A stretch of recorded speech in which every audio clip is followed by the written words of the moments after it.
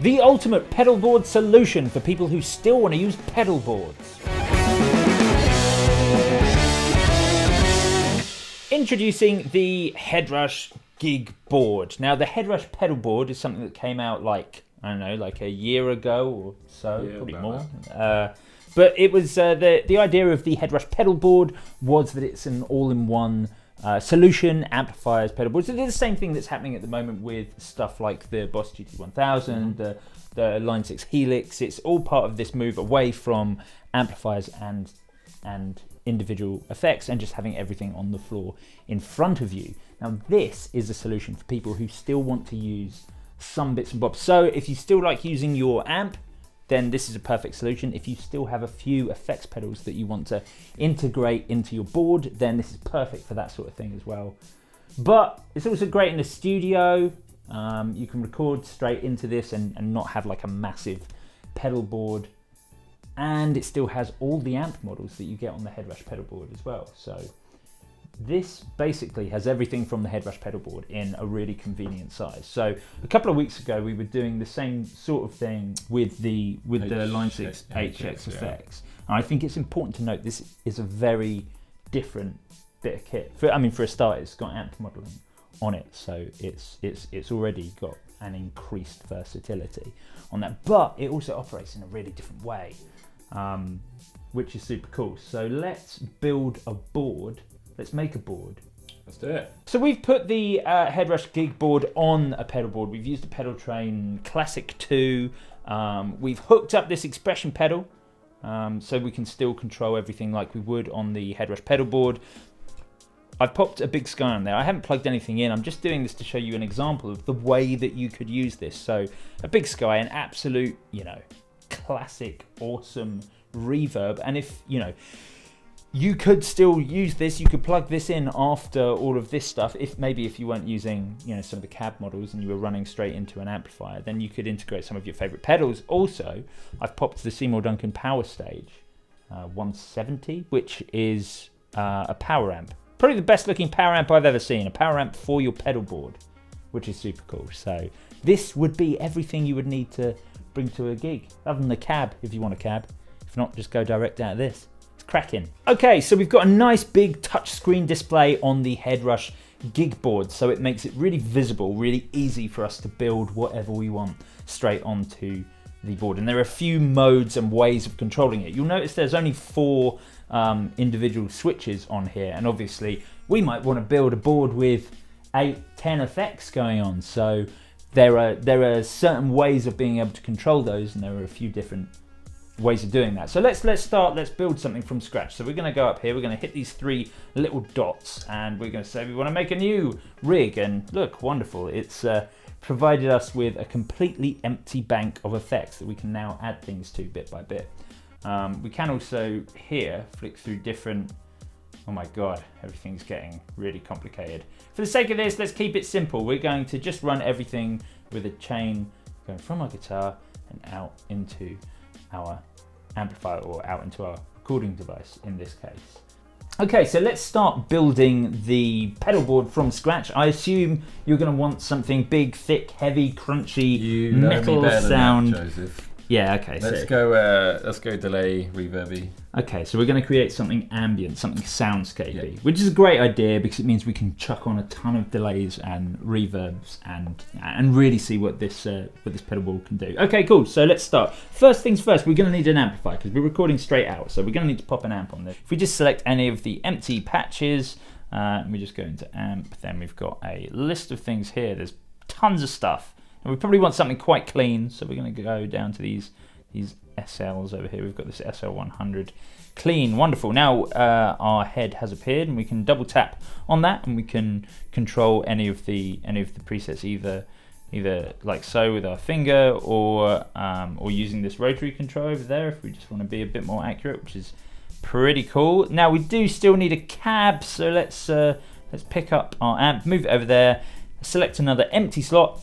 We've got cabs listed in there, but whilst we could select a cab from there, and certainly if you purchase the Headrush Gigboard, that's exactly where you go, but you can also add your own custom impulse responses, which we've already done. So if I go into custom IR, to select this default. It appears as a foot switch, but if we double tap that, then I can go into this drop down and select a load of impulse response cabs, which is pretty cool.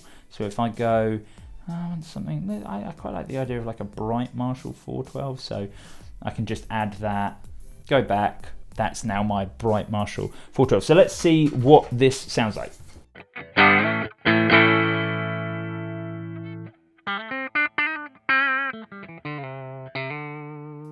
Cool, so we've got a nice, simple, super clean amp sound going through a Marshall 412. Great, fantastic. Now let's add some effects. Let's start at the end then. Let's add some reverb. So if we select another empty slot, we go down to reverb and delay, and it lists everything here. So if we just go into air reverb or 11 reverb, then we can flick through here. Oh, there's so many to choose from. I don't know, man. What do we want? Like a rich hall, a jazz club, a long play, a garage. We want something quite big, don't we? We're trying to make something soundscapey. Okay, fine. No, yeah, you've done that. You've selected that. It's fine. We can. We'll go with it. Yeah, so we can go in again. We can double tap and we can edit anything within the preset. But now we should have reverb.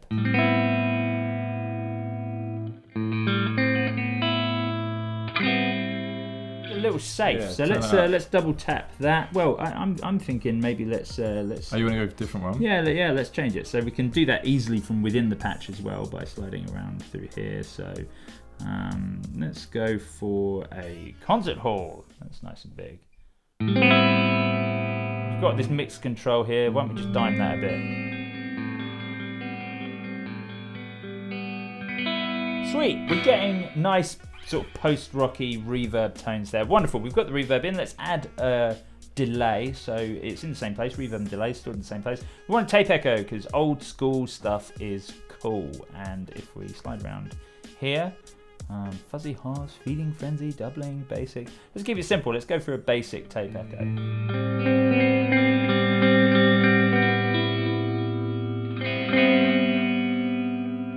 Cool, sweet. Let's add a little bit of modulation then. So what do you want? Some chorus? A touch of vibrato. A little bit of vibrato. Maybe a really slow phaser. I'm thinking maybe a really slow phaser. So let's add those in. We'll get this done quickly so we can show you how to control them. If we go into modulation, chorus, let's keep this very simple.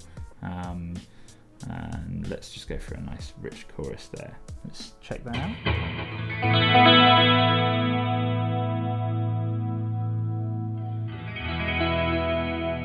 Okay, and we're going to add on our other modulation, which in this case, let's just make this a super slow phaser. So there are so many cool phasers. The stone phaser. I wonder what that is. Default mono. Double tap on that. Great. Let's bring that right down.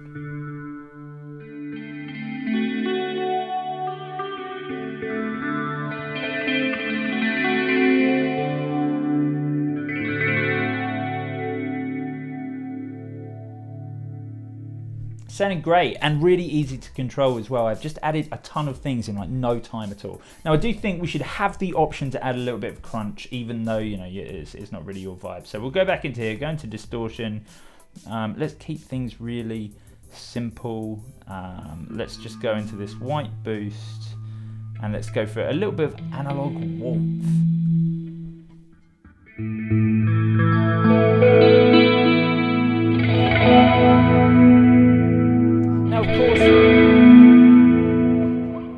Now, of course, what we've done here is added an amp, a cab, a reverb, an echo, a chorus, a phaser, and a drive. So that's 7 things, but of course we've only got 4 controllers. So how are you going to control those, turn those on and off? Because it's great having this on all the time, but if you're going to be using this in a live situation, you're going to need some control. And it's very easy. As I add things, it assigns them 1 through 4 as I add. Now, of course, the first thing we added was the amp head. So at the moment, foot switch 1 is turning on and off my amp head, which is not something we're going to want to do. So if we just go up to the triple dot here, we can go to hardware assign, and it shows us what we've got assigned to these 4 pedals. So if I select the amplifier, it will show me everything that we've built on this board. Now, let's say we want to be able to turn this phaser on and off, because that phaser is a little cheesy. but let's select on. Now this foot switch is turning our phaser on and off. If we go to the second one, which is currently our impulse response or cab, which we're definitely not going to want to turn on and off. Let's change up. We should definitely have some control over our drive. So if I go into the white boost, I control it there. But that seems a little counterintuitive. I'm probably going to want my drive at the start. I can easily move that around and have my phaser second. Now, of course, sometimes you're not just going to want to control a single effect. You might want to control several things. Maybe we want to move to a completely clean tone. We can do that as well. So if we hit this toggle switch, it changes to scene mode. And if I hit edit, it shows me everything that I've got on this pedal board, all of them set at no change. Now I could turn them all to just being off. And that would mean, oh, except for the amp. We want to leave the amps on. Let's leave that as no change, and the phaser off.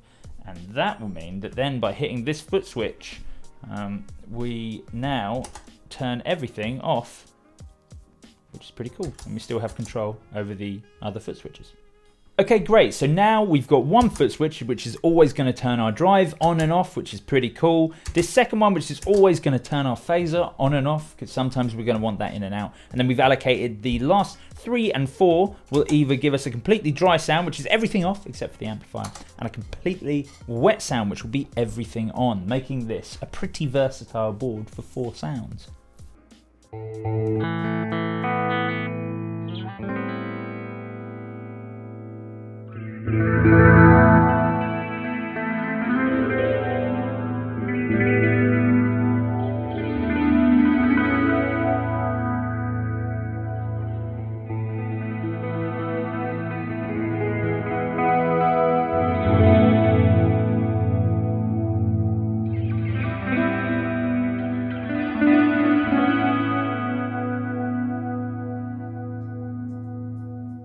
Now, one thing we haven't done is actually to assign this expression pedal. What's super cool is this expression pedal can either be assigned to something like a wah, pitch, standard things like that, or we can assign it to a control on our existing pedal board, which is pretty cool. So as we're making an ambient soundscapey thing, why don't we assign it to the feedback on the tape echo? So if we go back into the hardware assign, you see we've got this this foot switch mode or expression pedal mode on the side here, and if we add something to it, we can see that we've got the pedals we've added to this board. If I go into tape echo, it gives me the various controls that we can ascribe to that pedal, and if I select feedback, then now when I go back into my pedal board mode, I should be able to control this like so.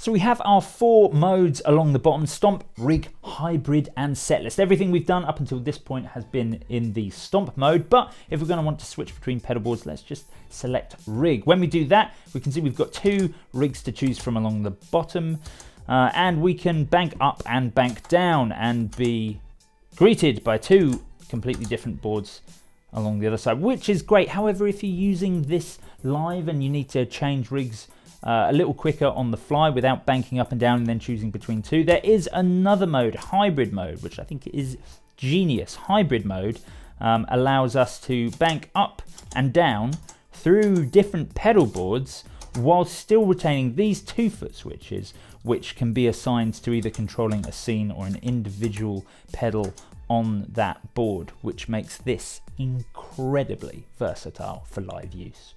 There are a couple of other really intuitive features which make the Headrush Gigboard that little bit more versatile. You see below buttons 3 and 4 we have looper, which we can hold and access a looper at every time. A very intuitive looper with a ton of really awesome, interesting controls on there. And we can also hit and hold button 4 and we get an absolutely massive tuner, which is exactly what you want if you're tuning from far away. So that was the Headrush Gigboard, probably one of the most versatile solutions for guitarists to still have a couple of effects that they want to integrate into their board. But what do you think? Let us know in the comments below. And if you want to see more videos like this, then don't forget to hit that subscribe button, and we shall see you very soon.